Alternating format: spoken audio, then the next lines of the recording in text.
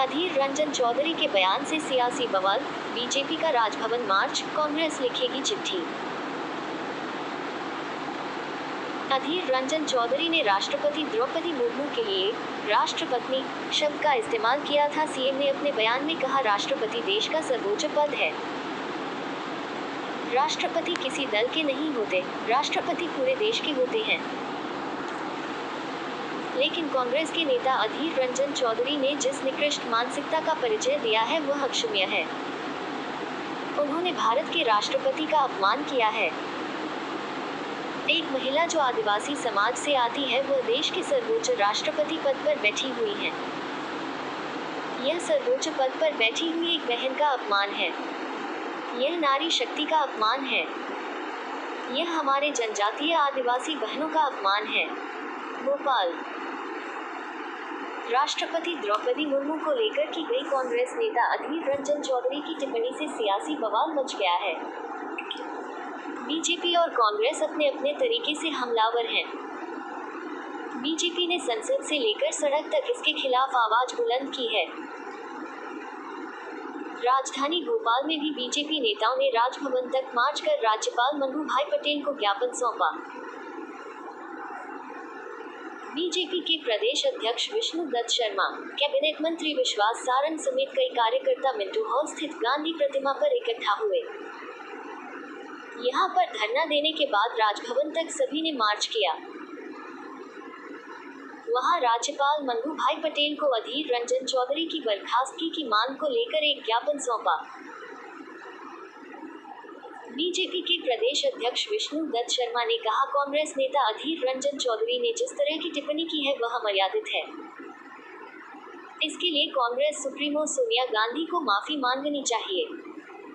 अधीर रंजन चौधरी को तत्काल बर्खास्त करना चाहिए। सीएम ने साधा निशाना। इस मुद्दे पर सीएम शिवराज ने भी कांग्रेस पर निशाना साधा है। सीएम ने अपने बयान में कहा, राष्ट्रपति देश का सर्वोच्च पद है।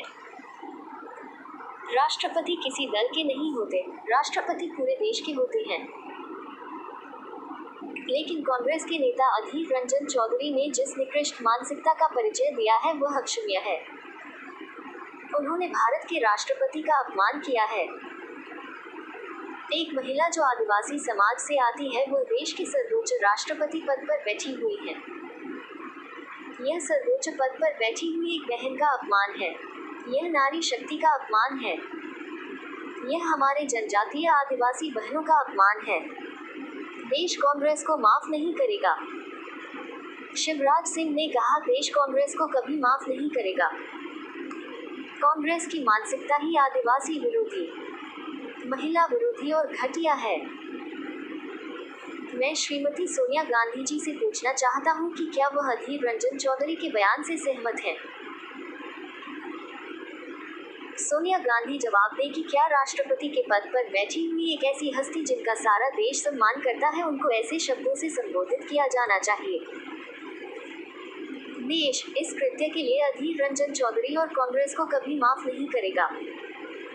कांग्रेस ने बीजेपी को याद दिलाए जो कांग्रेस ने भी आदिवासियों के मुद्दे पर बीजेपी सरकार को घेरना शुरू कर दिया है।